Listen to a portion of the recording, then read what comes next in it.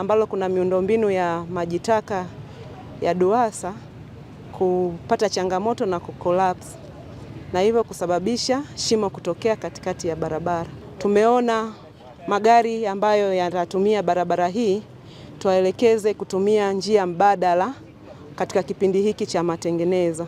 Hii adha ni kubwa kwa sababu kama hivyo unaona njia imechepushwa, malori huko hayapiti, gari ndogo hazipiti, huko juu kumekuwa na jamu kubwa. Tulikuwa tunaomba kama kuna uwezekano ile ring road ifunguliwe ili magari makubwa yapite kule na huko yawe yanapita magari madogo ili kuepuka athari kama hii. Foleni imeshakuwa kubwa upande mwingine.